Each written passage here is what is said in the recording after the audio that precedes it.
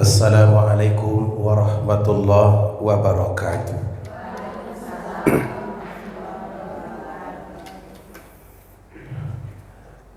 Alhamdulillah, nahmaduhu wa nasta'inuhu wa nastaghfiruh wa na'udzu billahi min syururi anfusina wa min sayyiati a'malina. May yahdihillahu fala mudilla lahu wa may yudlil falan tajida lahu waliyan mursyida. Asyhadu an la ilaha illallah wa asyhadu anna sayyidana wa nabiyyana Muhammadan abduhu wa rasuluh.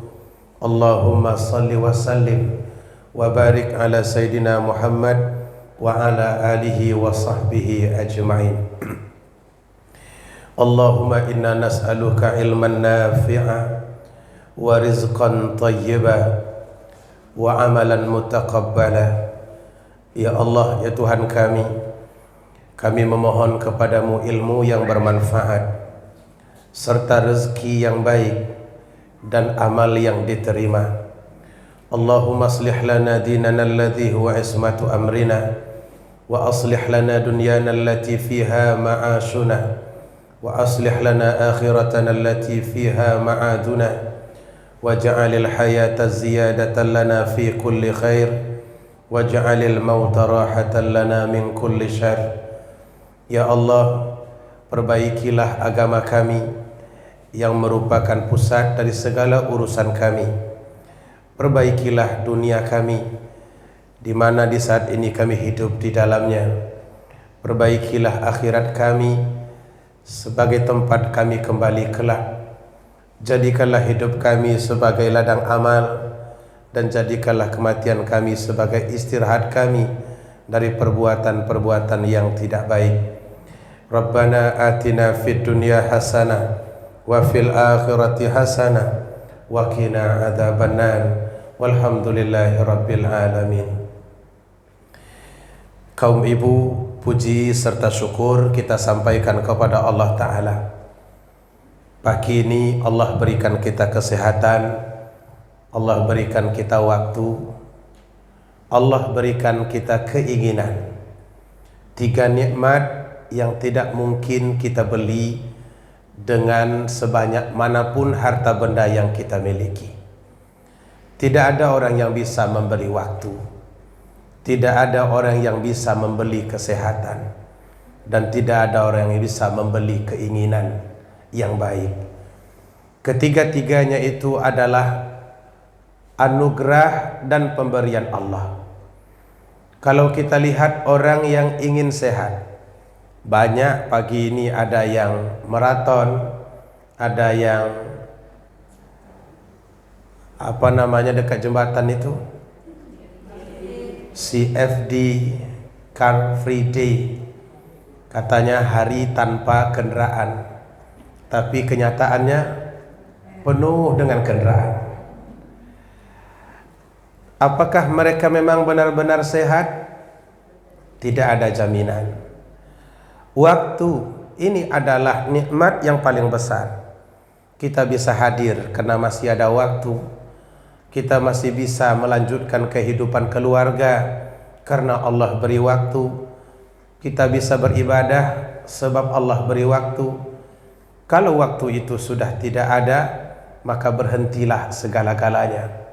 Berhenti gerak, berhenti aktivitas, berhenti amal ibadah. Maka waktu itu sama seperti modal. Orang Arab bilang athman minadz zahab, lebih berharga daripada emas. Ibu-ibu, kalau kita tidak punya emas hari ini, kita masih punya kesempatan mendapatkan emas di masa yang akan datang. Kalau tidak bisa membeli, ibu-ibu pindah jalan saja ke Jawa Tengah. Di Jawa Tengah itu emas banyak di sana. Insya Allah dapat. Dan enggak ukuran gram, kilo ukurannya. Ada yang 70 kilo, 80 kilo. Nah, kalau di Riau yang paling kaya itu ibu saya. Dia memiliki emas sampai 75 kilo. Mas Riyadi. Begitu pula dengan keinginan. Tidak semua orang diberikan oleh Allah kesempatan lalu dia berkeinginan untuk mengisinya. Ini hari libur. Sebahagian orang ingin menikmati bersama keluarga. Katanya mau mandi, melihat anak bermain. Banyak yang dirancang di hari-hari seperti ini.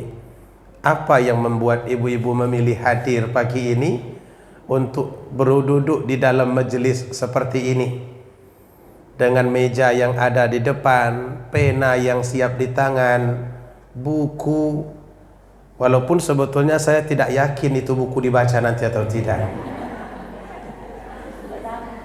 karena kebanyakan bukunya bercampur dengan buku resep masakan.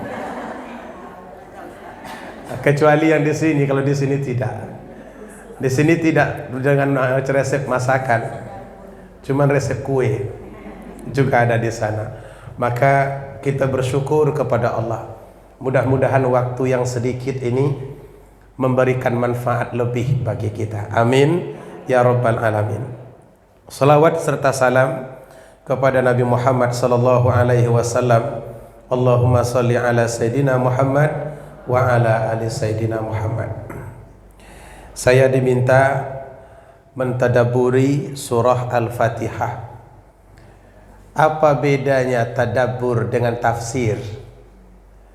Tadabbur itu artinya mengamati dan mengambil pelajaran dari ayat yang kita baca. Kalau tafsir itu bahagian dari proses tadabbur. Jadi biasanya orang kalau mau mentadabburi, dia akan menafsirkan. Setelah ditafsirkan, maka diambil maknanya. Dan di dalam Al-Quran Allah menyuruh, afala yatadabbarunal Quran. Kenapa kalian tidak mentadabburi Al-Quran? Walau kana min indi ghairillah lawajadu fihi ikhtilafan katsira. Andai kata Quran itu bukan datang dari Allah, niscaya kalian akan menemukan di situ pertentangan yang sangat banyak. Di awal begini, di akhir lain lagi. Kenyataannya sampai hari ini Al-Quran itu terpelihara dengan begitu rapi, dengan begitu baik, meskipun banyak orang berusaha untuk merubahnya. Tapi Allah berjanji, Dia yang menurunkan, Dia juga yang akan memelihara. Inna nahnu nazzalna dzikra wa inna alaihi lahafidhun. Kami yang menurunkan Al-Quran, kami juga yang memeliharanya. Makanya Al-Quran itu indah. Fabi ayyi ala'i rabbikuma tukadziban. Diulang lagi sekali. Kullu man 'alaiha fan fabi ayyi ala'i rabbikuma tukadziban. Najasyi beragama Kristen. Dia tidak kenal siapa Tuhan kecuali dari Nabi Isa. Tapi ketika Al-Quran ini diperdengarkan kepadanya, menetes air matanya. Jenggotnya yang panjang basah karena lelehan air mata. Padahal dia orang Ethiopia, yang datang ke sana orang Arab.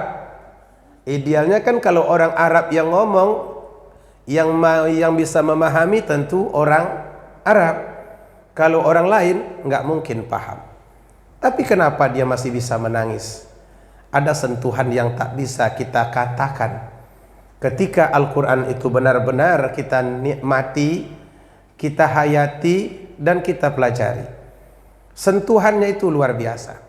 Al-Quran bisa merobohkan hati yang keras, bisa membuat orang yang marah menjadi pendiam, bahkan bisa membuat orang yang jauh dari petunjuk mendapatkan petunjuk. Umar itu memang tercetak keras orang, hingga tak ada yang berani. Tapi beliau logis.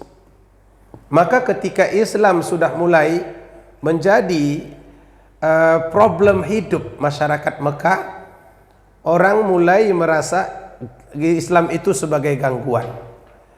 Umar yang saat itu belum masuk Islam merasa perlu mengambil bahagian dalam penyelesaian masalah ini. Tapi beliau tidak drastik dan tidak revolusioner. Pelan tapi pasti. Namun hal itu menyebabkan beliau akhirnya tak bisa melogikakan. Kenapa setiap kali orang berbicara kepada Muhammad selalu keluarnya seolah-olah tak berdaya? Apa yang dibaca Muhammad ini? Apakah ini sihir? Pertanyaan itu terus menggelayut di pikiran Umar bin Khattab. Sampai pada puncaknya satu siang diambilnya pedang. Tak ada yang dapat menyelesaikan ini kecuali pedang ini. Muhammad mesti diselesaikan. Dia pun berjalan dengan begitu yakin menuju rumah Nabi. Tapi di tengah jalan dia bertemu dengan yang lain. Ditanya, Umar, kau mau kemana? Saya rasa Muhammad mesti dihentikan. Dan hanya ini yang akan bisa menghentikannya. Apa kata yang bertanya? Alangkah lebih baiknya kalau engkau perbaiki dulu orang yang berada di internalmu. Karena saudaramu itu sudah menjadi pengikut Muhammad. Mendengar itu akhirnya jalannya ditukar. Yang tadinya arahnya ke rumah Nabi diputarnya ke rumah saudara perempuannya. Sampai di situ pintu diketok. Orang Arab tuh ngetok pintu nggak pernah pakai jari. Yang pakai jari ngetok pintu itu orang kita. Tek tek tek. Salamnya pun karena kelembutan orang Asia ini berayun-ayun. Yang tidak perlu pakai mat jadi pakai mat. Assalamualaikum, panjangnya kumnya. Padahal waw tidak ada di sana. Tapi itulah kelembutan orang Asia. Orang kita ini lembut, sopan, tapi ada satu kekurangannya. Apa coba? Ibu-ibu kalau dapat boleh pulang, pengajian selesai. Apa kekurangan orang kita di balik kesopanan dan kelembutan itu? Pendendam. Kalau sudah dendam, tak ada cerita. 3 tahun, 4 tahun, nampak sendal orang yang didendami itu pun dia sudah benci. Padahal sendal itu sendal Jepang cuman. Itu pun dibencinya. Nampak kucingnya juga dibenci.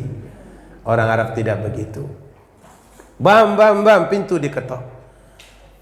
Man, ana. Begitu dilihat ternyata Umar.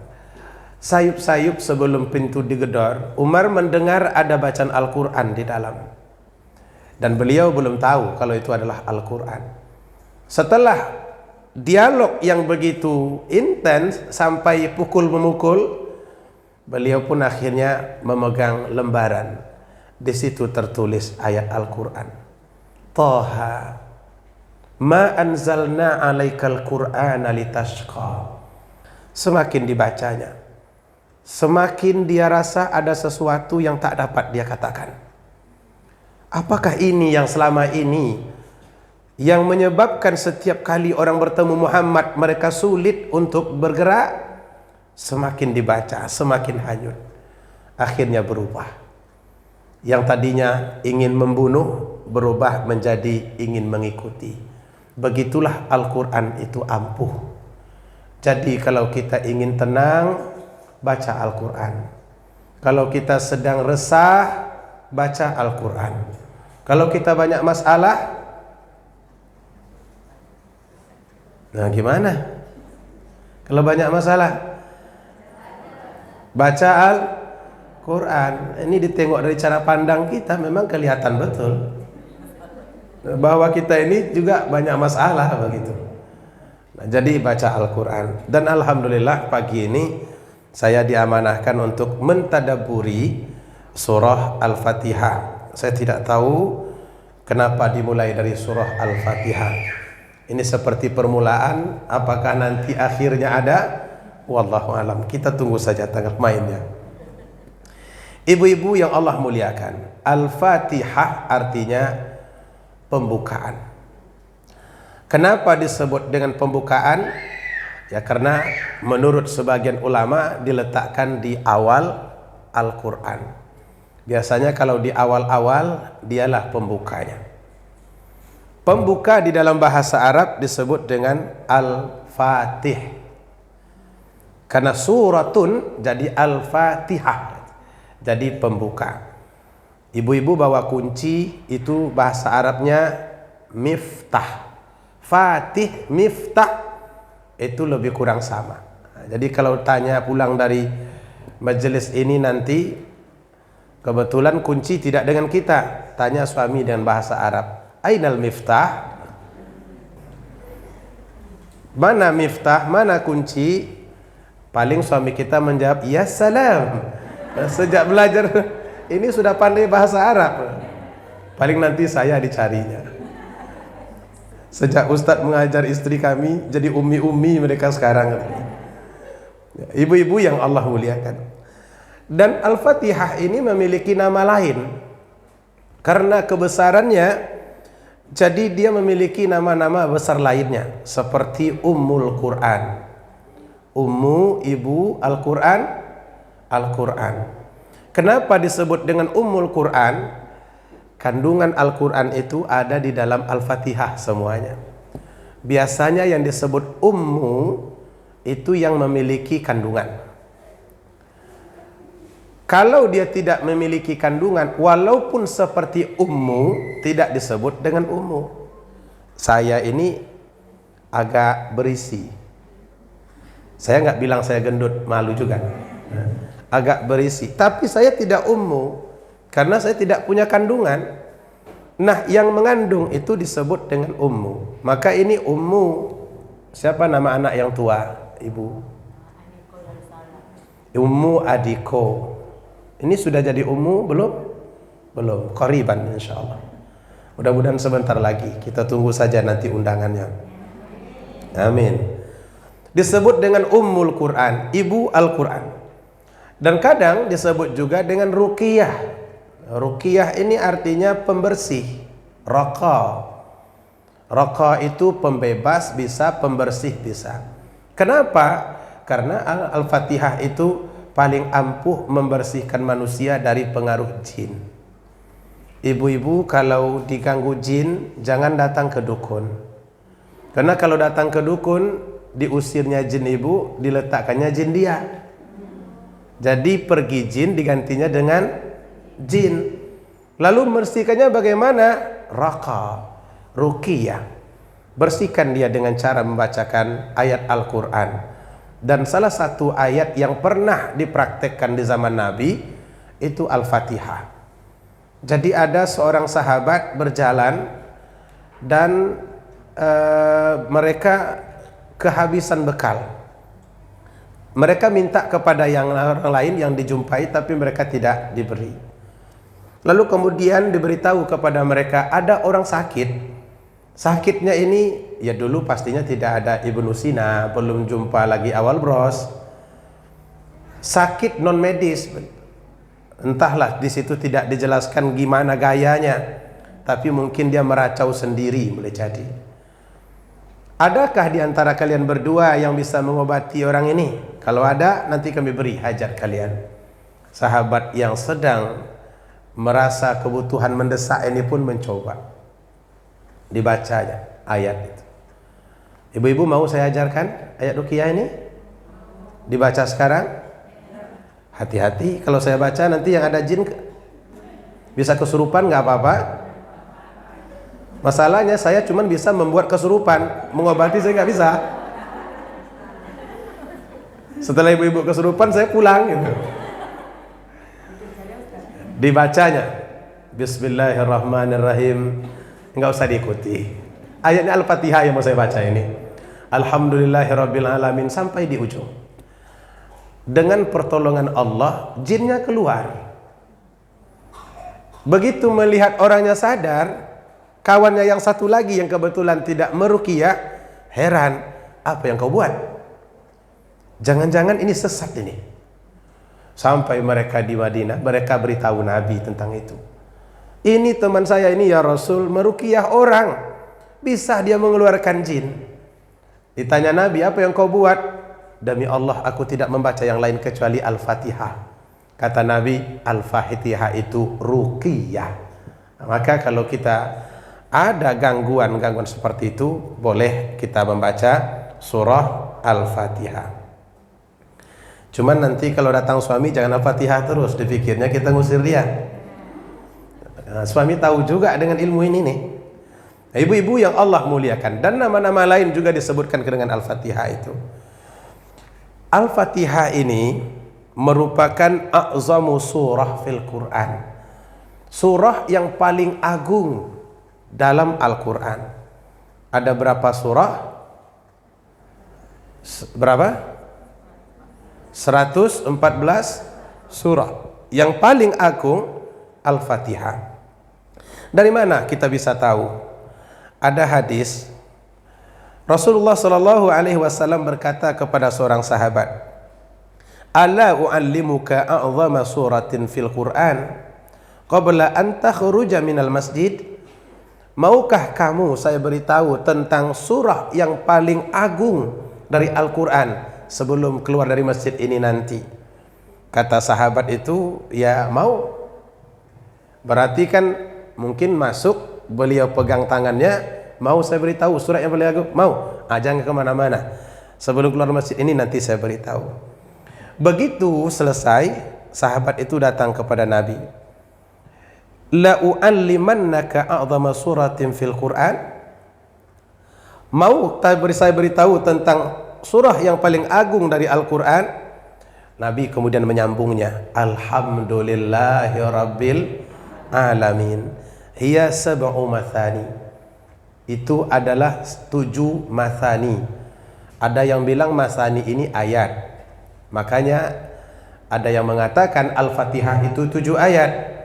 Ada juga yang mengatakan mathani itu bahasa. Jadi bahasa yang terkandung dalam Al-Fatihah itu banyak.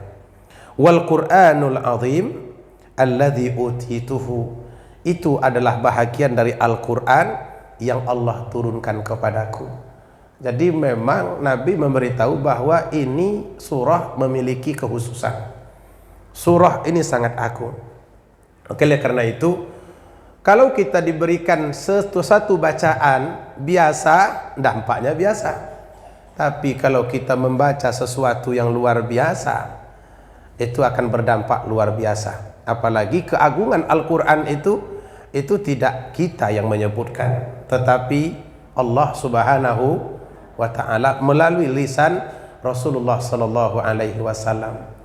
Kadang-kadang kita baca puisi yang berasal dari Yunani kuno, puisi Aristoteles. Oh, bukan main, kita rasanya sangat hebat bisa membaca puisi Aristoteles. Saya sebetulnya, ibu-ibu tahu tentang Jakarta Lawyers Club? Apa namanya? Indonesia Lawyers Club. Bang Karni itu selalu mengutip kutipan-kutipan bagus. Apa katanya? Enggak ingat saya. Karena bahasa Inggris masalahnya. Sedangkan diingat bahasa Inggris ini sudah juga susah, apalagi enggak ingat. Tapi selalu ditutupnya Michael Hart. Kemudian Aristoteles. Oh, keren. Semua orang menganggapnya keren. Ada harapan saya, satu saat dia mengatakan Muhammad Rasulullah Sallallahu Alaihi Wasallam. Tapi kenapa tak pernah dikutip Nabi itu? Kita lebih dekat kepada hal-hal yang bernuansa Yunani berbanding yang bernuansa Islami. Orang-orang yang berpemikiran terbuka dan sekuler itu nggak pernah bangga dan nggak pernah mengutip apapun dari ucapan-ucapan yang dikatakan oleh para nabi ini. Padahal mereka bukan hanya membawa pesan manusia, mereka bawa pesan Tuhan yang bermanfaat untuk dunia sampai ke akhirat. Oke, karena itu ibu-ibu banggalah memegang Al-Fatihah ini. Baik, kita lanjutkan. Ayat pertama, Bismillahirrahmanirrahim. Dengan nama Allah yang Maha Pengasih lagi Maha Penyayang. Saya tidak akan maknai satu-satu, saya maknai semuanya sekali. Dengan nama Allah yang Maha Pengasih lagi Maha Penyayang. Kata Nabi, kalau engkau makan, mulailah dengan Bismillahirrahmanirrahim. Kalau engkau mau berwudu, mulailah dengan Bismillahirrahmanirrahim. Kalau engkau mau berbuat apapun, mulailah dengan Bismillahirrahmanirrahim. Mengapa Bismillah perlu menyertai setiap perbuatan kita? Ketika kita menyebut Bismillah dalam perbuatan, artinya kita menyertakan Allah dalam setiap tindakan. Dan ketika kita menyertakan Allah, maknanya kita tidak berbuat secara pribadi. Hingga nanti ketika perbuatan ini sukses, kita tidak mengatakan suksesnya karena aku, tapi ada Allah yang ikut serta. Ketika kita gagal, itu bukan berarti semuanya kegagalannya aku. Ada keikutsertaan Allah di sana. Ketika kita dalam prosesnya ada rasa takut, ada tantangan dan lain sebagainya, orang yang selalu merasa menyertakan Allah dalam setiap tindakan, maka tidak akan pernah ada rasa khawatirnya. Ibu-ibu mau menjual lontong, sesuai? Mau bismillah jual lontong atau tidak? Orang bilang, ibu jangan jual lontong, itu lontong di sebelah tuh. Woi nak, kalau ibu jual sia-sia, nggak akan siap ibu bertanding dengannya. Tapi kita sudah berazam, kita juga sudah tahu apa yang harus kita lakukan. Ya sudah, Bismillahirrahmanirrahim. Ibu-ibu kalau sudah dibacakan Bismillah, segala hal-hal yang beresiko itu mulai di-maintain oleh Allah. Bukan kita sendiri yang mengelolanya, Allah yang memaintain. Coba baca ayat ini atau kalimat ini. Bismillahilladzi la yadurru ma'asmihi syai'un fil ardi wala fis sama wa huwas samiul. Apa artinya itu? Ayo. Bismillahilladzi la yadurru ma'asmihi syai'un. Dengan nama Allah yang tidak akan mendapat mudarat, tidak akan membahayakan, tidak akan mendapatkan bahaya apapun yang berada di langit dan di bumi bila sudah disertai dengan nama Allah. Karena ketika kita berbuat dan kita merasa Allah ikut, itu beda ibu-ibu dengan perbuatan yang Allah tidak ikut. Dulu saya bekerja di rumah sakit sebagai pengawas syariah dan sekaligus membantu ibu-ibu yang mau melahirkan. Bukan dukun beranak. Dan itu saya tidak ikut. Saya hanya memberikan motivasi saja supaya mereka bisa melahirkan dengan baik. Karena umumnya kalau sudah masuk ke rumah sakit itu operasi. Nggak tahulah sekarang kenapa kalau sudah masuk rumah sakit itu mayoritas operasi. Ada aja masalahnya. Kadang janinnya tak turun, dilihat dari pusat, tensi maknya tinggi, dan lain sebagainya. Maka saya bertugas memberikan motivasi. Ada satu yang kita selalu amalkan, sentuhan bismillah. Ketika melakukan tindakan-tindakan medis itu, saya ajarkan kepada mereka. Coba bawa orang yang akan diinjeksi, ketika kita bawa membaca bismillah, itu beda responnya dengan orang yang hanya kita beritahu sakit sikit ya bu. Yang biasa diberitahu kita apa? Sakit sikit kan? Sakit sikit ya bu, kita sudah mulai mengerutkan kening, menengok jarum itu. Dan jarumnya jarum kerbau dipakainya. Kita sudah merasa ngilu, lutut kita juga ngilu, menengok jarum, belum lagi ditusukkan. Tapi beda ketika bismillah diikut sertakan. Ibu baca bismillah, bismillahirrahmanirrahim. Jiwanya siap, mentalnya siap, dan dia tahu bahwa ini akan terasa sakit tanpa harus diberitahu. Dia sendiri sudah mengelola mentalnya. Jadi orang yang hidup dengan bismillah itu akan memiliki mentalitas yang sangat kuat.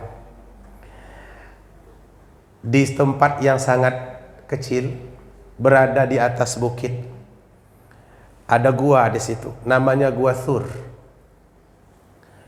Pernah dengar Gua Thur? Disitulah Nabi bersama Abu Bakar bersembunyi ketika satu kota Mekah mencari mereka. Itu sibuk semua orang. Pagi itu seolah-olah kota Mekah itu sedang mengadakan pesta, karena ada sayembara yang bisa menemui Muhammad dan Abu Bakar, hidup atau mati. Ada 100 ekor onta. Artinya ini kan sayembara, heboh, semua orang mencari.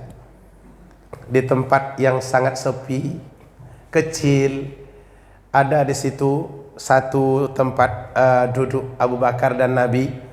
Mereka berada di sana. Saking kecilnya tempat itu, orang bisa menjangkau. Dan dia melihat orang-orang yang sedang mencari ini semuanya berada di depan gua. Kaki mereka berlegar-legar. Andai kata mereka menunduk sedikit saja, kata Abu Bakar, niscaya mereka melihat kami berdua berada di dalam. Saking takutnya, Abu Bakar pun tak bisa menahan air mata. Nabi yang kebetulan berbaring di pahanya, karena malam tadi tak tidur, terbangun beliau kena air mata Abu Bakar jatuh pas di pipi Nabi. Ditanya Nabi, kenapa kau menangis? Aku takut, kata Abu Bakar. Lalu Nabi bilang, la tahzan, jangan engkau bersedih, innallaha ma'ana, Allah bersama kita. Kalau sudah ada rasa yakin Allah bersama kita, dan Allah itu memang wa huwa ma'akum ainama kuntum, dia selalu bersama kita, maka tidak akan ada yang menjadi penyebab munculnya rasa takut yang terlalu berlebihan dalam hidup. Ibu-ibu, kita ini kan kebanyakan pusing karena takut, karena merasa hidup ini harus dikelola sendiri, iya kan? Sakit kita pengen berobat sendiri, kita ya merasa kita perlu sembuh sendiri. Ada masalah kita rasa kita sendirilah yang berkewajiban menyelesaikannya. Kemudian problem dalam usaha, dibuat ini gagal, buat ini lagi gagal. Akhirnya kita berpikir, ada apa dengan saya? Bukan dengan saya. Bukankah Allah ada di dalam setiap langkah yang kita lakukan? Bawa serta Allah ketika itu. Ketika Allah diikut sertakan, maka hati akan damai, perasaan akan tenang, kita tidak akan terlalu berat. Kalau begitu Allah belum menyetujui, ya kan? Ada seorang pemuda ganteng datang ke rumah, katanya mau melamar kita. 2 bulan dari depan, 2 bulan di atas. Kita nggak tahu kata kalau 2 bulan di atas itu mustahil, karena di atas itu cuma 1 bulannya. Betul kan? Ibu-ibu serius sekali mendengar cerita saya ini. Nggak tahu kita sedang mengolah. Entah bagaimana nggak jadi. Padahal kemarin itu sudah hampir-hampir rasanya, tapi kok nggak jadi. Itu yang salah kita, dia, atau takdir? Ayo. Ini saya sedang membawa kita bersama dengan Allah. Putus acara itu, yang salah kita kah, dia kah, atau takdir?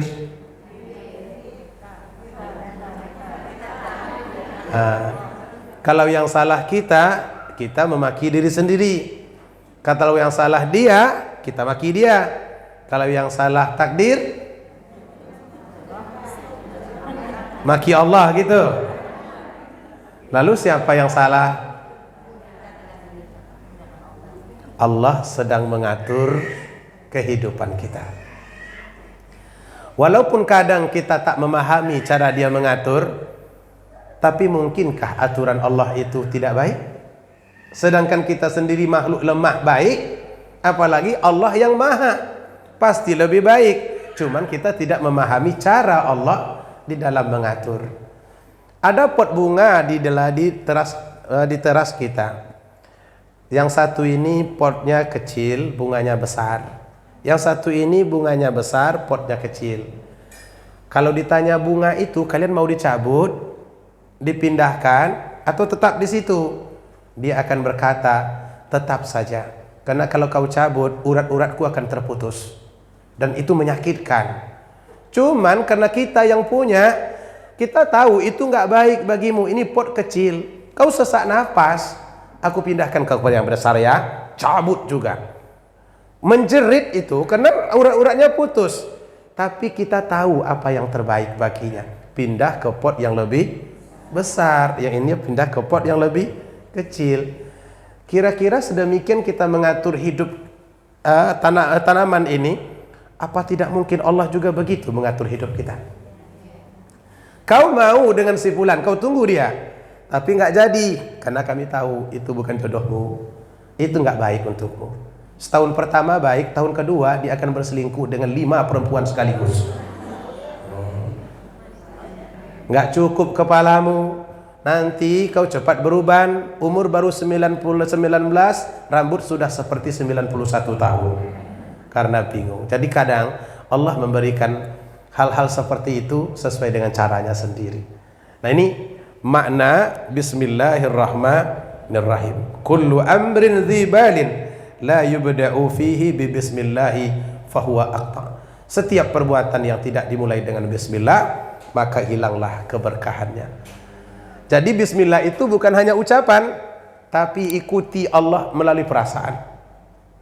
Ya Allah, aku sedang melakukan ini berbisnis, bismillah dengan namamu ya Allah. Sertailah aku di dalam bisnis ini. Bisnis apa ini? Bisnis ekspedisi. Atau membuka kedai.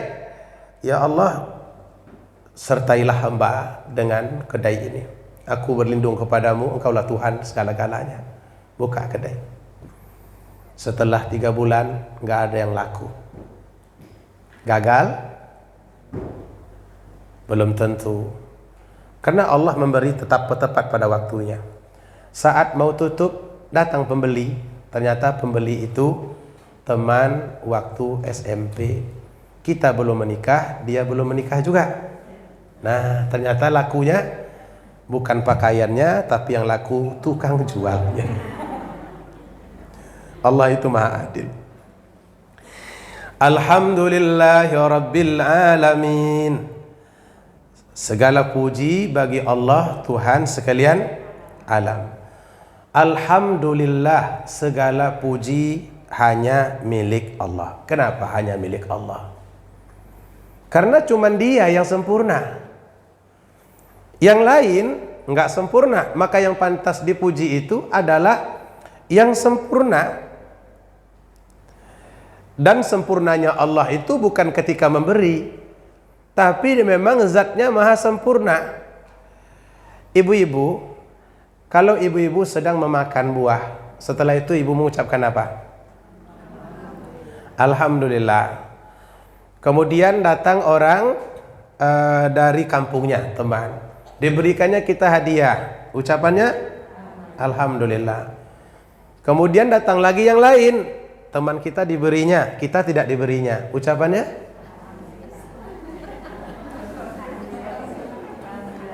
yakin itu Alhamdulillah? Hah? Ayo, kenapa? Hah? Jadi Allah itu terpuji bukan karena Dia memberi, karena Dia memang terpuji. Begini, datang Prabowo kemari, apakah dia presiden? Presiden. Kalau dia tidak datang kemari, apakah dia tetap presiden? Presiden. Dia datang ke majelis kita ini bagi-bagi kaos oblong umpamanya. Entah kapan mau dipakai, wallahu alam, kita tak tahu. Apakah dia presiden? Presiden. Dia tidur aja di rumahnya, apakah dia tetap presiden? Tetap presiden. Allah itu tetap terpuji ketika Dia memberi, ketika tidak memberi, karena kesempurnaan itu bukan pada pemberiannya, tapi pada zatnya. Karena Dia sendiri yang sempurna. Dan itu yang menyebabkan Dia pantas menerima seluruh bentuk pujian. Hanya milik Dia. Yang lain nggak perlu dipuji. Manusia nggak usah dipuji, karena manusia ini tidak ada yang sempurna. Kalau manusia selalu dipuji, itu mengambil porsi Tuhan. Nggak ada manusia ini yang betul-betul cukup. Ini kalau diurut dari kanan sampai kiri, tahu kekurangannya semuanya nih. Iya kan ibu-ibu? Nah, beliau ini rajin nulis, tapi setelah tulis nggak dibaca umpamanya. Contoh, itu kan kekurangan. Nah, ibu ini nggak nulis-nulis, tapi dia nengok aja. Nah, paham dia. Tapi setelah itu nanti ditanya, poinnya 6, lupanya 7. Yang 7 itu apa? Ustadz yang nyampaikan pun lupa dia. Karena tidak sempurna. Begitu juga adik ini bersama dan seterusnya semua kita. Nah, karena kita ini tidak sempurna, jadi tak layak kita ini sebetulnya untuk dipuji-puji. Setuju tidak? Sayangnya manusia itu senang pula dipuji. Padahal dia sendiri tahu bahwa dia tidak sehebat yang dikatakan itu. Ya Allah, pintarnya ibu. Padahal dia tahu banyak sekali yang dia tidak mengerti. Dia senang juga. Ya Allah, mukanya glowing. Kira-kira gitulah ya. Ini pakai apa ini? MS Glow.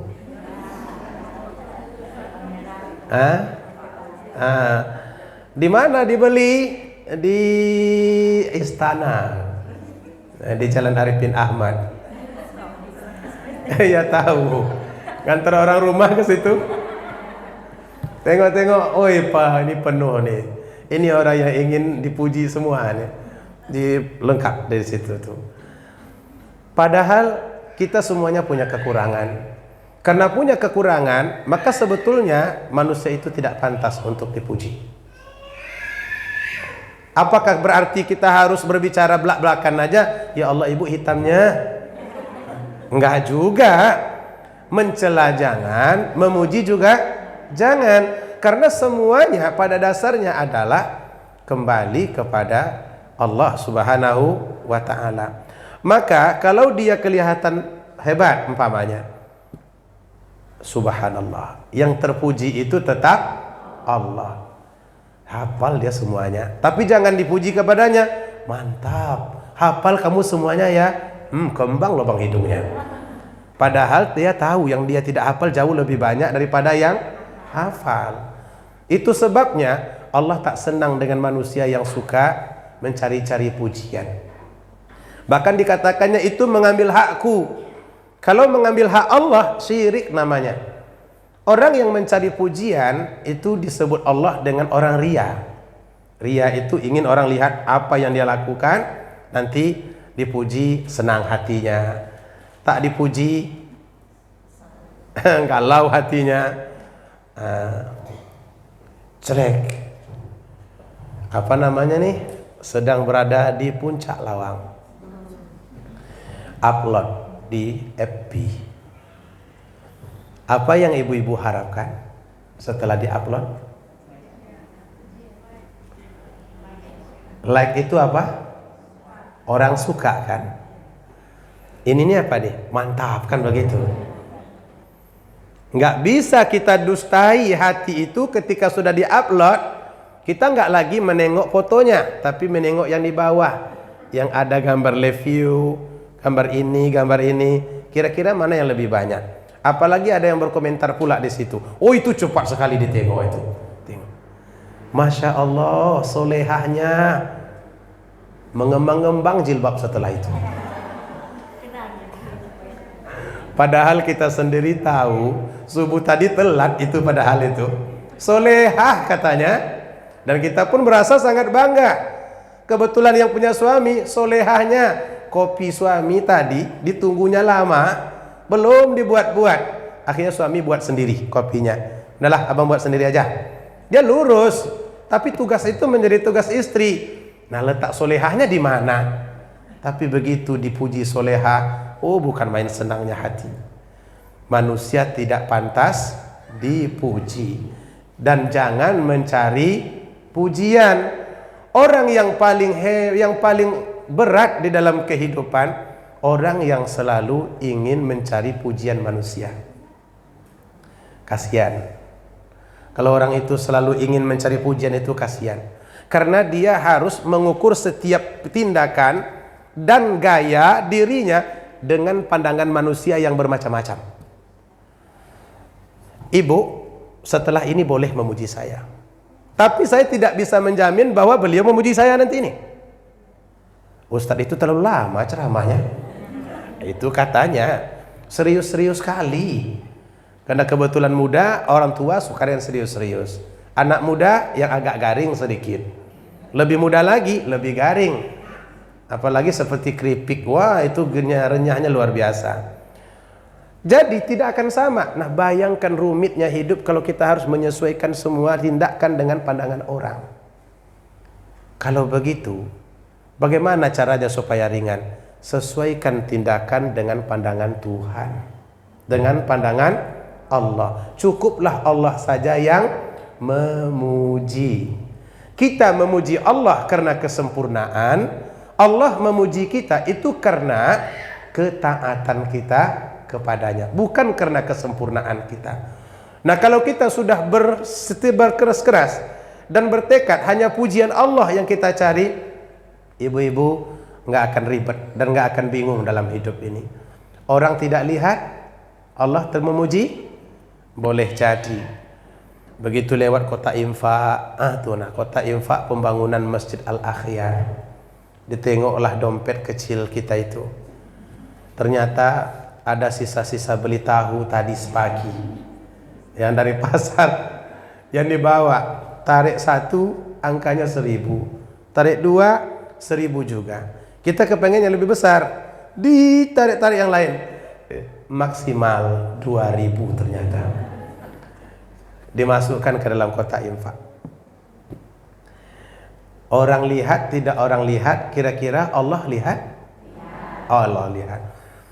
Orang puji tidak orang puji, kira-kira Allah muji?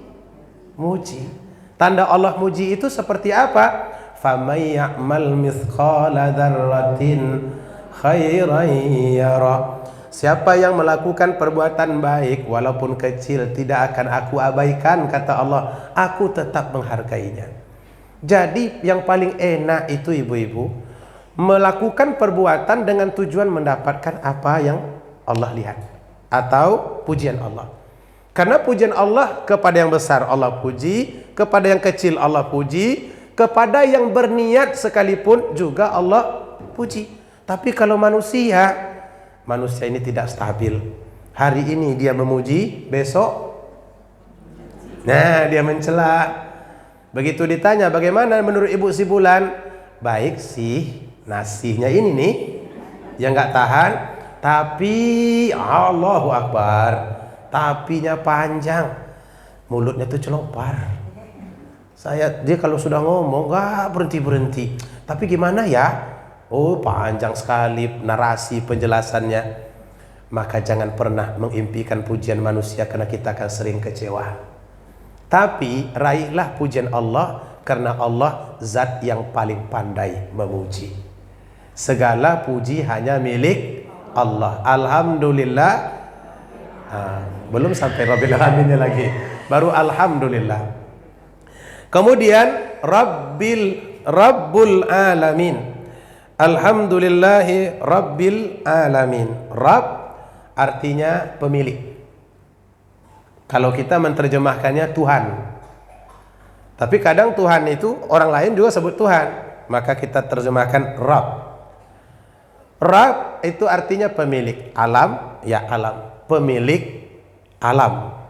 Pemilik seluruh alam. Langit dia punya, bumi dia punya, Mas Riyadi dia punya, Ibu Sulastri, ada Sulastri di sini, gak ingat saya namanya. Ibu Aisyah dia punya, suami Ibu Aisyah dia punya, anak Ibu Aisyah dia punya, mobil Ibu Aisyah dia punya, motornya dia punya, rumahnya dia punya, bahkan roh Ibu Aisyah dia juga punya. Nah, kalau semuanya adalah miliknya, berarti tidak ada dong yang milik kita. Yang milik kita yang mana? Ayo, coba pegang satu saja di antara yang ibu pakai atau yang ada pada fisik yang betul-betul milik ibu. Coba pegang. Nggak ada. Kalau saya cabut gigi ibu ngomel nggak kira-kira? Dicabutnya gigi saya, tapi katanya bukan punya ibu. Ada yang benar-benar punya kita? Tidak. Status kita dalam situasi seperti ini apa? Hanya penerima manfaat, bukan pemilik sejati. Karena kita bukan pemilik sejati, satu saat kita pasti akan kehilangan. Kita akan kehilangan kesehatan, kita akan kehilangan mata, kita akan kehilangan nafas, kita akan kehilangan gigi. Cepat atau lambat itu gigi itu akan Allah ambil itu. Nanti begitu masuk usia 55 tahun, udah mulai Allah cabut satu-satu. Kita akan kehilangan selera. Kemana perginya semua yang sekarang ini? Dia kembali kepada sang pemilik sebetulnya, Rabbul Alamin. Makanya ketika ada orang mati, ibu-ibu bilang apa? Inna lillahi wa inna ilaihi raji'un. Kalau hilang sendal ibu-ibu di luar, ibu bilang apa? Nggak percaya saya. Pasti ngomel dulu. Masalahnya sendal itu baru itu. Ngomel dulu. Celaku orang. Ngomel macam-macam. Baru kemudian diucapkan innalillah. Padahal pada dasarnya itu Allah yang beri, Allah yang nitip, Allah juga nanti yang akan mengambil. Kalau Allah ambil, kira-kira Allah ganti lagi nggak? Allah ganti. Allah nggak akan membiarkan seperti itu kalau memang itu hak kita. Tapi kalau tidak, dia akan hilang langsung.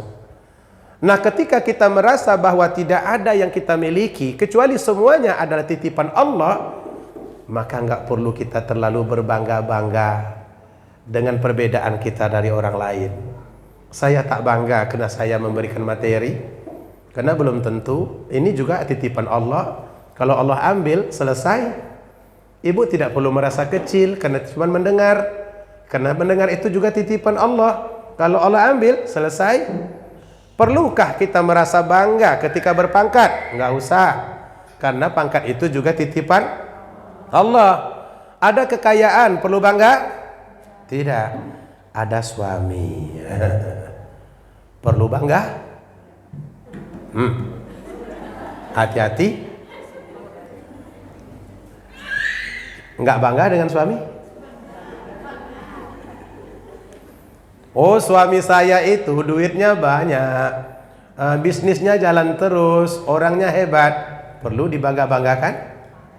Tidak. Cukuplah kita sendiri yang tahu dengan Allah. Ya, dia punya duit banyak. Ya, kita tahu. Gak usah dibilang dengan tetangga, gak usah dibilang dengan siapapun, karena semua yang melekat padanya, harta benda, prestasi, pangkat, sama-sama titipan Allah. Nggak akan pernah berubah statusnya daripada itu. Kalau konsep ini kita paham, maka saat mendapat kita tidak terlalu sumringah, saat kehilangan kita tidak terlalu patah. Yang jadi problem ketika kita merasa saat mendapat seolah-olah ini milik kita, muncul euforia yang terlalu berlebihan. Foto lagi lah ibu-ibu, boncengan berdua. Alhamdulillah jalan sore-sore dengan Yayang Beb. You are my love. Macam-macam lah kalimatnya. Allahu Rabbi. Kayaknya dunia itu cuma dia berdua yang punya. Padahal orang lain juga punya, istrinya lebih banyak lagi. Nggak dibangga-banggakannya. Bukan main senangnya hati. Syukur boleh, tapi jangan terlalu membangga-banggakan. Nah, nanti ketika hilang, patahnya juga nggak tanggung-tanggung. Beda ketika kita merasa dan memposisikan ini titipan Allah ini. Allah amanahkan ke saya. Allah suruh pelihara ya. Baik, saya akan pelihara, siap ya Allah. Sami'na wa ta'na. Saya akan pelihara. Suami saya ini engkau titipkan kepadaku, aku akan pelihara sesuai dengan perintahmu. Engkau suruh aku masak, aku masakkan. Engkau suruh aku menyetrika, aku setrika. Bukan setrika dia, setrika kain maksudnya. Engkau suruh aku memelihara rumah, aku pelihara rumah. Engkau kepengen, engkau suruh aku menambah keturunan, oke, aku berikan pelayanan sesuai. Semuanya sudah kita lakukan. Tapi ini titipan ya Allah. Nanti ketika Allah ambil, maka kita tahu, baiklah, Kalau begitu ya Allah, aku kembalikan titipan itu. Karena kemarin engkau menitipkan kepadaku. Ada beban nggak kira-kira begitu? Tapi kalau kita ikat kaki suami itu, jangan abang kemana-mana, nanti orang tengok. Pakai baju dia sedikit, kita risau. Agak licin rambutnya sedikit, kita juga risau. Pulang-pulang nanti nampak rambut di bajunya. Rambut siapa ini? Kasih bikin tak enak hati. Allahu Akbar. Kita akan sangat resah ketika kita merasa memiliki. Nah, ibu-ibu yang Allah muliakan, maka milik alam ini, pemilik sesungguhnya adalah Allah. Maka kalau datang ke kita, Allah menitipkan. Kalau pergi dari kita, berarti Allah ambil kembali titipannya. Ingat ada cerita tentang seorang istri yang baru meninggal anaknya, lalu suaminya pulang dari perang. Ingat cerita itu? Boleh ibu ceritakan, gantikan saya ceramah, saya pulang lagi.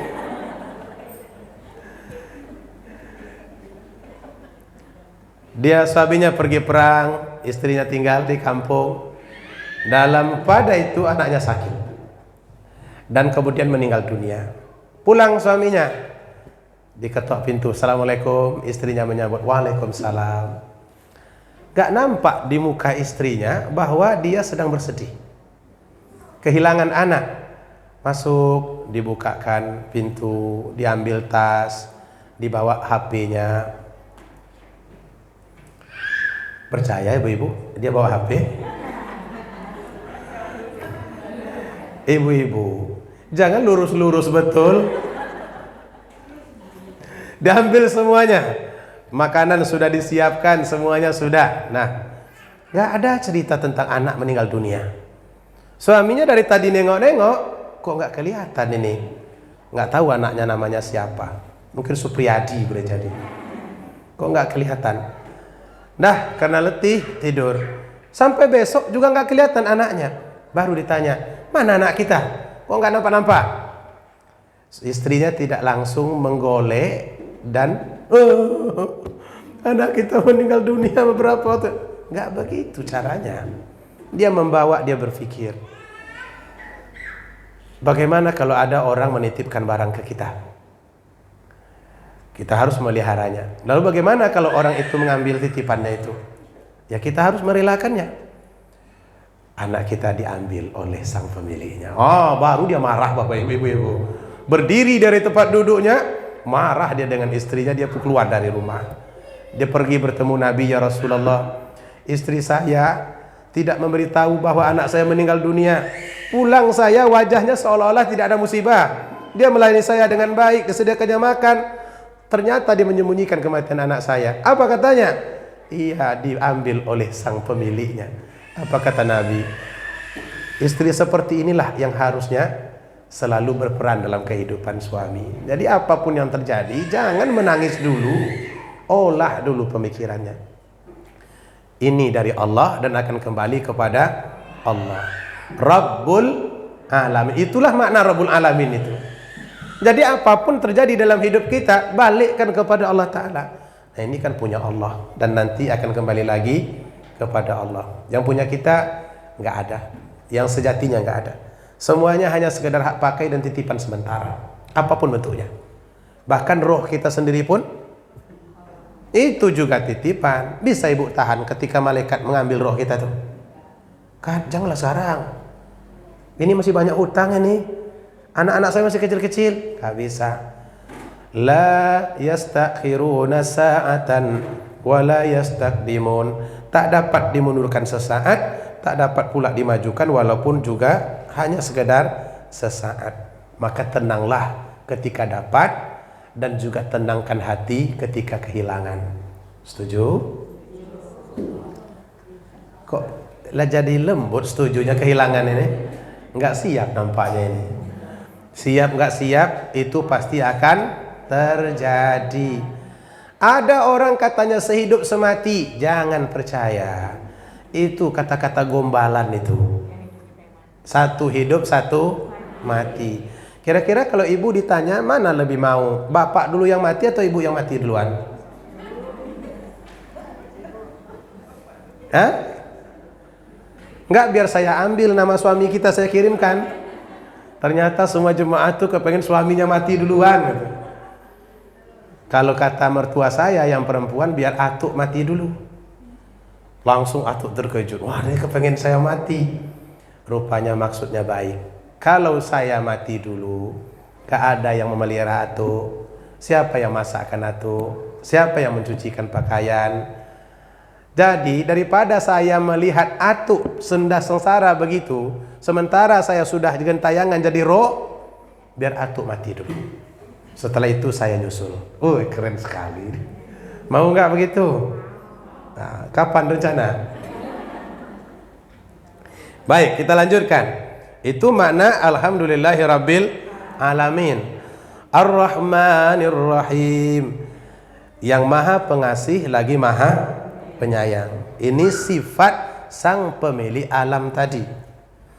Ada orang memiliki, ini saya punya sifat boros terhadap ini, kasar, kadang saya lemparkan, isinya kadang-kadang nggak tanggung-tanggung. Itu sifat. Sang pemilik alam, pemilik manusia, pemilik waktu, pemilik nafas, pemilik seluruhnya, dia bersifat maha pengasih, maha penyayang. Karena dia maha pengasih, dia nggak pernah dendam kalau ada orang yang jahat kepadanya. Ada yang jahat kepada Allah? Ada. Diduakan ya Allah tuh. Apa maksudnya kalau diduakan? Syirik. Diduakan. Syirik itu musyarakah, artinya diduakan ya Allah. Dalam hidup ini ibu-ibu, tak ada yang lebih menyakitkan daripada diduakan. Betul begitu? Ada suami agak kasar. Kadang-kadang dia nempelin berbekas di sini. 5 jarinya yang ditampar, 3 membekas. Yang 2 lagi nggak tahu kemana perginya. Pelit luar biasa. Tapi kita masih bisa bersabar. Anak ada 3, kalau saya bercerai, nanti anak saya bagaimana, status saya bagaimana, banyak yang dipikirkan. Padahal suami kasar, masih bisa kita bertahan dan memaafkan. Tapi coba kalau dia sudah mulai berbicara, bolehkah papa membuka cabang satu lagi? Hah? Boleh? Mau bertahan atau bercerai? Kan? Hanya satu saja kalimat simpelnya. Kalau itu yang abang inginkan, pilih antara satu, aku atau dia. Memang kalau sudah korban nyanyi ini gitulah biasa ibu-ibu. Kita tidak akan bisa. Nah ternyata manusia memperlakukan Allah itu kadang begitu. Nabi Isa dianggapnya anaknya, Maryam dibilangnya bininya, masa bini Tuhan? Dan lain-lain sebagainya. Ada pula yang lebih hebat dari itu. Dibuatnya patung, diukirnya patung, dibuat mata, dibuat hidung, dibuat telinga, nggak bisa ngomong, nggak bisa ngapain, jungkir balik, nggak bisa bangun, letakkan, katanya itulah Tuhannya. Itu kan kacau itu. Tapi pernah Allah berdendam untuk tidak memaafkannya? Tidak.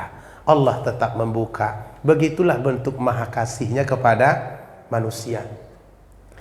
Aku tidak peduli, kata Allah, sebanyak apapun dosa yang engkau miliki, walaupun penuh langit dan bumi, summa ataitani wastaghfartani, tapi kalian datang kepadaku memohon ampun, aku akan tetap buka pintu pengampunan untuk kalian. Itu tak bisa dilakukan kecuali orang yang maha pengasih, maha penyayang. Ibu-ibu, kalau orang bersalah, kira-kira berapa kali boleh salah yang bisa dimaafkan? Kenapa harus 3? Lebihlah sedikit. Masa sedikit kali 3?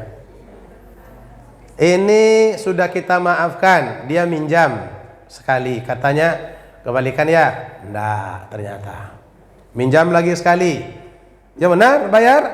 Ya, enggak, ternyata. Yang ketiga masih mau meminjamkannya? Enggak mau lagi? Apa alasannya? Oh, anak saya minta kirim uang, saya ini, oh macam-macam. Ibu-ibu, Pernah nggak membuat Allah itu sebetulnya marah dengan kita pada ukurannya? Sholat dipanggil dari jam 12.30, datangnya jam 2.30. Ini kan eloknya hambanya dijewer telinganya nih. Kamu dipanggil 12.30, sekarang datangnya. Tapi pernah Allah tahan apa-apa dari kita? Setiap kali kita minta, ya Allah berikanlah rezeki yang halal, Allah beri. Ya Allah cukupkanlah kehidupan kami, Allah cukupkan. Ya Allah berikanlah kebaikan kepada anak kami, Allah berikan. Nggak pernah Allah mengatakan enggak, karena engkau bukanlah hambaku yang taat. Nggak pernah Allah sebut begitu. Itulah Maha Pengasih, Maha Penyayang, dan itu tidak dimiliki kecuali oleh Tuhan. Inilah sifat pemilik alam ini. Maka kalau kita sudah tahu bahwa Allah itu selalu maha mengasihi dan menyayangi, artinya segala pintu masih terbuka bagi kita dalam situasi apapun.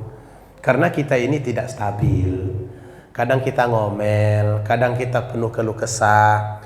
Hujan, mengeluh. Panas, mengeluh. Dapat duit, mengeluh. Tak ada duit, mengeluh. Tak ada suami, ngeluh. Dapat suami, ngeluh juga. Tak ada rumah, ngeluh. Dapat rumah, ngeluh. Tak punya anak, ngeluh. Punya anak, ngeluh. Apa sih yang tidak kita keluhkan?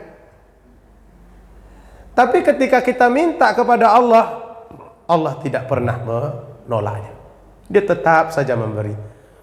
Mungkin kalau kita bayangkan Allah itu melihat kita seperti kita melihat anak. Tengok, begitu tak dapat permen, Allah nengok, ini nenek-nenek menangisnya. Usia sudah banyak, tapi kebutuhannya juga banyak. Tapi ketika minta kepada Allah, Allah tidak pernah menolaknya. Karena Dia Maha Pengasih, Maha Penyayang. Kalau begitu, bagi orang yang yakin, tidak ada kata-kata putus asa. Karena Allah selalu ada, Allah selalu hadir, Allah selalu menyertai. Dia Rahman. Bukan hanya orang beriman yang dikasihnya, orang kafir pun tetap diberikannya. Orang yang soleh dia beri, orang yang tak soleh dia beri, orang yang sama sekali tidak kenal dengan Tuhan pun dia beri. Kenapa? Karena ini semuanya makhluknya Dia, layak dia untuk didapatkan, maka diberikannya. Kita kalau sudah berdekatan dengan orang dermawan, ibu-ibu, nggak perlu kita bingung. Ada paman kita, dermawan sekali, sementara anak kita kuliah 2 orang dan biaya kuliahnya besar-besar. Ibu-ibu takut? Ada paman orang kaya yang sangat dermawan, sementara anak kita kuliah dan biayanya besar. Takut? Kenapa? Kan ada paman. Tinggal nanti biar tahu dia, Man, ini budak-budak nih bayar SPP, UKT-nya berapa? 4.500.000. Mana rekening? Mana rekening? Gitu. Berapa yang dimiliki paman itu? Secuil dari nikmat Tuhan. Sedangkan Allah memegang segala-galanya. Ada 100 nikmat Allah itu. 1 diturunkannya ke bumi, 99 dipegangnya.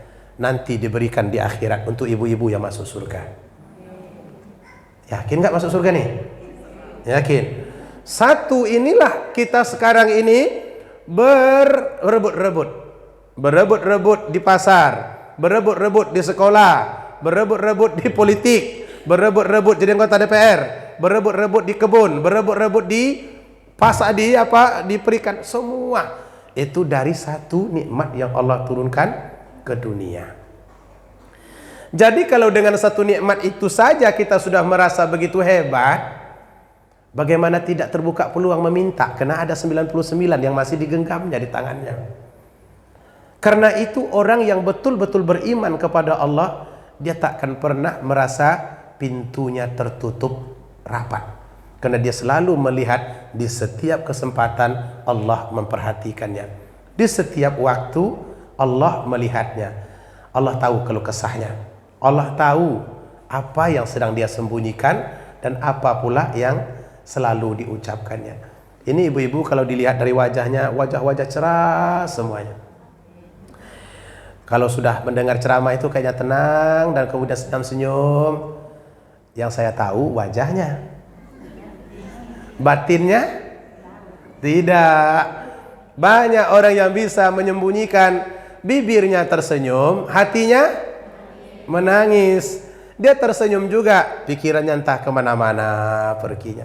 Kenapa ini nggak selesai-selesai, ya Allah? Dari satu muncul lagi yang lain. Allah tahu keluh kesah itu. Dan ketika Allah tahu, dia tinggal dia hanya menunggu. Baliklah. Minta kepadaku, karena aku maha pengasih, maha penyayang. Kayaknya tidak ada yang lebih indah daripada kita selalu berharap kepada Allah Subhanahu wa ta'ala. Kalau kita berharap kepada manusia, ibu-ibu, sekali kita datang dia senyum, 2 kali kita datang dia masih senyum, 3 kali kita datang apakah dia masih senyum juga? Tidak lagi. Pintu lambat dibuka, kita ditemuinya pas di depan pintu tuh. Ada apa? Begitu. Kemarin masuk. Tapi yang ketiga kali, ada apa? Tolonglah saya sekali lagi.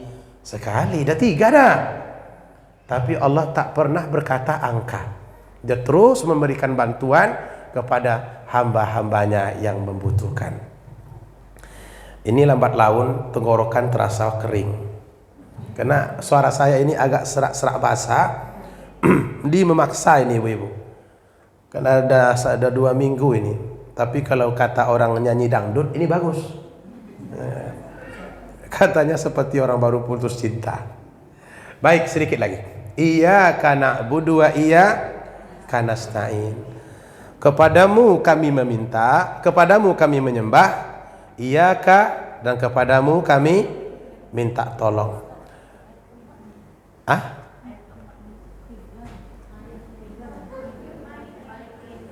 Maliki yaumiddin. Oke, baik. Maliki yaumiddin. Ini sifat yang kedua. Tadi Ar-Rahman, Ar-Rahim. Itu sifat sang pemilik alam, Rabbul Alamin tadi. Kemudian Maliki yaumiddin. Dia tidak hanya menguasai sekarang, tapi juga menguasai masa yang akan datang. Bukan berarti Allah berkuasa di hari kiamat lalu dia tidak berkuasa sekarang. Sekarang dia maha kuasa karena dia memiliki.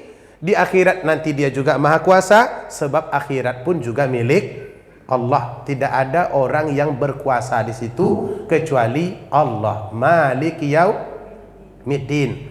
Maka kalau kita mau minta pertolongan saat itu, nggak ada yang bisa beri. Ibu-ibu punya suami hebat, bintangnya 5. Jenderal bintang 4, cuman suami ibu bintang 5. Yang satu lagi bintang apa tuh? Ya mungkin bintang kejora mungkin. Dia punya kelebihan sendiri. Nanti di akhirat nggak ada artinya bintang itu. Nanti di akhirat nggak ada artinya jabatan itu. Semuanya di depan Allah rata. Tidak menggunakan apa-apa. Semuanya bisa dilihat proses seperti makhluk yang benar-benar lemah. Rata di depan Allah Ta'ala. Nggak ada yang tolong, nggak ada yang bantu. Maka pernah Nabi ditanya oleh salah seorang istrinya, apakah engkau akan ingat kepada kami selalu ya Rasulullah nanti di akhirat, sebagaimana engkau sayang kepada kami di dunia? Kata Nabi, ingat, kecuali di 3 tempat. 3 tempat itu aku tidak akan ingat kepada kalian. Ketika amal ditimbang. Famay ya'mal apa tadi? Faman thaqulat mawazinuhu fahuwa fi 'aisyatir radiyah. Ketika amal ditimbang sampai kita tahu berat atau ringan. Andai kata yang datang saat itu adalah keluarga, kita tidak akan tahu. Karena begitu menakutkan. Yang kedua, saat menerima catatan amal. Apakah dari kiri atau dari kanan? Yang ketiga, saat menyeberangi sirat yang membentang di antara jurang neraka menuju surga. Di 3 tempat ini tidak akan ada satu orang pun yang ingat kepada orang lain. Suami kita yang katanya cinta setengah mati. Gimana cinta setengah mati itu? Udah mati hidup lagi gitu. Lalu kita datang di situ nggak akan tahu, dia nggak akan kenal dengan kita. Bang, apa nih? Aku siapa? Istrimu. Istri aku yang mana? Baru kita tahu dia punya simpanan lain ternyata. Tidak akan ada yang ingat. Sebab dan tidak akan ada juga yang mampu memberikan pertolongan. Yaumul la yanfa'u malu wala banun. Hari itu tidak bisa kita ditolong anak, tak bisa juga ditolong oleh harta, karena sang pemilik kuasa pada hari itu hanyalah Allah, Maliki Yaumiddin. Lanjut kepada ayat berikutnya. Iyyaka na'budu wa iyyaka nasta'in. Kepada Engkau kami meminta, menyembah, dan kepada Engkau kami minta pertolongan. Ini merupakan pengakuan seorang hamba. Kalau sudah kita mengakui bahwa Dia yang patut disembah dan hanya Dia yang bisa menolong, maka kita sudah memiliki dua tauhid yang tercantum di dalam kata-kata ini. Tauhid uluhiyah, tauhid rububiyah. Kata-kata ini mengandung dua tauhid ini. Uluhiyah itu artinya mengesahkan Allah dalam soal penyembahan. Ibu tidak berdoa kecuali kepada Allah. Kita tidak sujud kecuali kepada Allah. Kita berpuasa hanya karena Allah. Itu hak Allah. Itu namanya tauhid uluhiyah. Tapi ketika ibu datang kemari, tiba-tiba begitu keluar dari sini, disenggol motornya oleh motor lain. Ada tauhid di sana?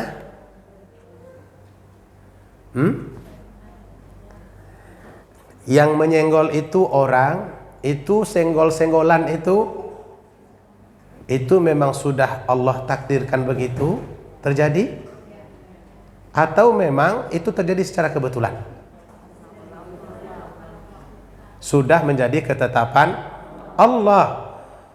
Tak ada satu benda pun yang berlaku dan terjadi dalam dunia ini yang terjadi secara kebetulan. Kenapa ibu ditabrak? Kebetulan dia laju-laju. Enggak ada yang kebetulan. Allah sudah setting dari sana. Dia laju. Rupanya anak ini laju. Dia kebutuhan memiliki hajat yang agak mendesak. Jadi dia kencang. Keluar pula kita. Enggak pula nengok-nengok ke kanan. Karena ibu-ibu ini kemana arah motor? Situ aja melotot matanya tuh. Ini yang di kanan ada juga ini. Enggak ditengok. Dan tak jarang lampu sen kanannya hidup, beloknya kemana? Itu adalah kelebihan ibu-ibu yang membuat pengendara lain bingung. Nah, dan kadang-kadang kita senyum-senyum sendiri setelah itu. Sen ke kanan, mau motong kita takut dia nanti tertabrak. Diikuti. Belok dia ke kiri. Yang gak enaknya itu dia nengok ke kita sambil senyum. Kayaknya gak ada salahnya gitu. Nah, itulah kelebatan ibu-ibu itu. Tapi nggak ada di sini. Nah, di sini insya Allah tidak ada yang pakai motor, karena di dalam masjid. Di luar masjid, wallahu a'lam. Ibu-ibu yang Allah muliakan, maka kita tidak hanya percaya kepada Allah sebagai Tuhan yang patut disembah, tapi juga percaya kepada Allah sebagai Tuhan yang mengatur kehidupan. Apapun yang terjadi dalam hidup itu semuanya aturan Allah. Ada ibu-ibu di sini. Kenapa ibu-ibu bisa duduk di depan? Karena duluan datang? Ada yang lebih duluan datang? Kenapa yang lain duduk di atas? Kenapa yang lain duduk di belakang? Itu semuanya adalah perencanaan. Wa ma tasqutu min waraqatin illa ya'lamuha. Jangankan posisi duduk, datang kita, kehidupan, harta benda, rezeki, sehelai daun yang jatuh pun itu sudah Allah tulis itu. Bagaimana semuanya? Tidak Allah atur sedemikian rupa. Dan semua aturan Allah itu maha baik. Tidak ada yang buruk. Walaupun kadang-kadang kita belum bisa membaca kebaikan yang terdapat di dalamnya. Karena ekspektasi kita berbeda dengan apa yang kita temui. Kita kepengen kaya, tapi ternyata sampai sekarang enggak juga. Tidak kaya sampai sekarang itulah yang terbaik. Kita kecewa karena persepsi. Karena yang kita tahu kaya itu baik, tapi Allah selalu tahu bahwa kaya itu ternyata tidak selalu baik. Dikontrolnya. Sama seperti kita melepaskan tangan anak, memegang tangan anak, kapan memberi gula-gula, kapan dia diberi bubur, itu semuanya disetting. Allah lebih disiplin daripada itu menyeting kehidupan kita. Baik, maka kepadanya kita menyembah, kepadanya kita minta tolong. Apalagi ihdinas siratal mustaqim siratal ladzina an'amta 'alaihim ghairil maghdubi 'alaihim waladdallin. Tunjukkanlah kami jalan yang lurus. Tunjuk artinya bimbing. Bimbinglah kami ke jalan yang lurus. Caranya membimbingnya bagaimana? Macam-macam cara Allah itu. Kadang cara Allah memberikan hidayah itu berbelok-belok. Setelah mutar-mutar lama, baru dapat hidayah. Ada seorang penulis, Jeffrey Lang. Beliau ini fisikawan di salah satu universitas Amerika. Dan beliau profesor. Pada usia 7 tahun, beliau bermimpi. Berdiri beliau di sebuah ruangan. Ruangan itu tak terlalu besar. Dan ada karpet biru. Dan kemudian ada jendela kecil di depannya. 3 malam berturut-turut dia merasa mimpi itu datang. Dan dia berada di barisan orang-orang tertentu. Usia 7 tahun. Beliau tidak terlalu open karena masih terlalu kecil. Lalu dia pun bersekolah, masuk di sekolah gereja, SMP-nya, SMA-nya juga sekolah gereja. Tapi beliau selalu berdebat dengan pendetanya soal ketuhanan yang 3. Nggak bisa saya logikakan, katanya bagaimana Tuhan itu bisa 3? Kenapa tidak 4 aja? Dan lain-lain sebagainya. Akhirnya dia pun sekolah, melanjutkan S1, S2, S3 sampai profesor. Ketika dia jadi profesor itu dia mengajar di bidangnya. Mahasiswanya banyak, berasal dari Malaysia, ada Indonesia disebutnya juga dalam bukunya itu. Dari Malaysia ada, dari Indonesia ada, dari Arab Saudi juga ada. Yang membuat beliau heran, setiap jam 12 anak-anak Asia ini selalu menuju satu tempat yang sama. Dan mereka masuk ke bawah bangunan. Karena penasaran, satu kali diikutinya mahasiswa itu, apa yang dicari anak-anak di kemari? Kantin nggak ada. Rupanya di bawah bangunan itu ada room prayer. Apa bahasa Ocunya itu? Room prayer apa tuh? Musola di situ rupanya. Kalau Ocu itu memang agak-agak Inggris sedikit bahasanya. Room prayer. Dia pun nggak terlalu open. Oh, ini tempat ibadah mereka. Nah, dia pun kembali. Di musim panas, salah seorang mahasiswanya mengundang beliau untuk datang ke Arab Saudi. Dibayarkan tiket, kemudian dilayan sampai di Saudi. Balik dia ke Amerika, dihadiahkan Al-Quran berbahasa Inggris. Dibaca-bacanya, dibaca-baca. Lalu kemudian entah bagaimana, dia semakin ingin tahu apa yang berada di room prayer itu. Maka diikutinya lain kali, tengok dia ke dalam. Oh, ada orang sedang sujud, sedang sholat, macam-macam. Balik dia lagi. Kali ketiga, rasa penasarannya semakin kuat, karena Al-Quran yang dibacanya juga semakin intens. Dia pun masuk ke dalam musola. Di situ dia mengucapkan asyhadu alla ilaha illallah. Karena dia profesor dan guru besar, orang semuanya menyambut. Prof, hari kita sholat zuhur bersama kami. Yang lain nggak mau ke depan, akhirnya profesor di depan. Saya nggak bisa sholat, ikuti aja kami. Kalau kami bungkuk, bungkuk. Akhirnya ditengoknya, Allahu Akbar. Begitu dia berdiri, nengok dia ke atas. Ada jendela kecil di atas. Nengok dia ke bawah, karpetnya biru. Dia bingat, kapan saya lihat tempat ini? Rupanya dia lihat sejak usia 7 tahun dalam mimpi, 3 hari 3 malam berturut-turut. Jadi cara Allah memberikan hidayah itu kadang dengan proses yang begitu panjang dan rumit. Sebab itu yang mampu memberikannya hanya Allah. Orang lain nggak bisa. Kita cuma ngajak Bapak Ibu. Nabi ngajak. Nabi Nuh ngajak, istrinya nggak mau. Nabi Lut ngajak, istrinya nggak mau. Nabi Muhammad ngajak juga, ya nggak mau. Pamannya nggak mau. Banyak Nabi itu ngajak nggak mau. Lalu kata Allah Ta'ala, engkau tidak memberi petunjuk, engkau cuma tukang ajak. Innaka la tahdi man ahbabta walakinallaha yahdi man yasha. Allah, engkau tidak akan bisa memberikan petunjuk, yang memberikan petunjuk itu adalah Allah. Maka kalau kita mohon petunjuk, mohon kepada Allah. Ihdinas siratal mustaqim. Siratal mustaqim itu maksudnya jalan yang lurus. Apa ini maksudnya nih? Jalan material kah atau jalan hidup? Jalan hidup yang lurus. Jalan hidup yang lurus itu seperti apa? Jalan hidup yang telah diajarkan oleh Islam. Mengapa kita mesti meminta padahal kita sudah jadi Islam? Untuk berada di dalam Islam itu, ibu-ibu, seperti kita kadang berada dalam sangkar. Kepengen lepas saja. Daya tarik keluar itu banyak. Kalau Allah tidak bantu kita berada di jalan yang lurus, maka akan menyebabkan kita keliru di dalam kehidupan. Mintalah petunjuk.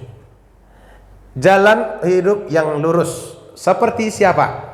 Seperti jalan hidup para nabi, jalan hidup orang-orang soleh, jalan hidup para syahid, wasiddiqin, dan orang-orang yang meyakini kebenaran Allah Subhanahu wa ta'ala. Bukan seperti jalan orang-orang Yahudi, bukan pula seperti jalan orang Nasrani. Ghairil maghdubi alaihim. Ada yang mengatakan itu adalah Yahudi. Karena orang Yahudi itu maghdub. Maghdub itu dimarahi. Kenapa? Orang Yahudi ini dari dulu mengulah. Banyak nabinya yang dibunuhnya, kitab di otak-atiknya, sesuai dengan selera mereka saja. Waladhalin, bukan pula orang yang sesat. Siapa mereka? Nasrani. Karena justru nabi yang harusnya diangkat nabi dijadikannya sebagai Tuhan. Nah, itulah kandungan dari surah Al-Fatihah. Ini lama pengajian kita ini. Ada pertanyaan? Alhamdulillah tidak ada. Ada? Ya, silakan, Ibu. Waktu kita ada 3 menit. Waalaikumsalam warahmatullahi wabarakatuh.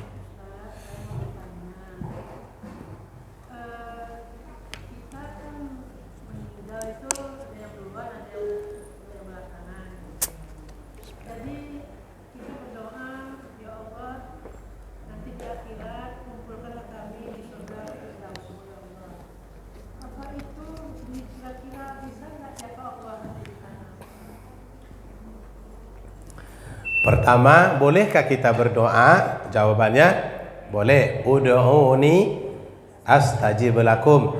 Berdoalah kepadaku, kata Allah, aku kabulkan doamu. Yang kedua, mungkinkah kita berjumpa lagi dengan keluarga kita yang sudah meninggal dunia? Jawabannya sangat mungkin. Fa amma man utiya kitabahu biyamini. Orang yang diberikan catatan dari sebelah kanannya, fasaufa yuhasabu hisaban yasira, maka dia akan melalui proses hisab yang mudah, wa yanqalibu ila ahlihi masrura, dan dia dikumpulkan kembali bersama keluarganya dalam keadaan bahagia. Jadi insyaallah kalau ibu sudah ditinggalkan suami atau ada anak yang mendahului, besok di akhirat kita akan bertemu lagi dengan mereka, berkumpul bersama. Dengan satu syarat, mereka sama-sama beriman kepada Allah. Wallahu a'lam. Ada lagi? Silakan. 1 menit setengah. Waalaikumsalam.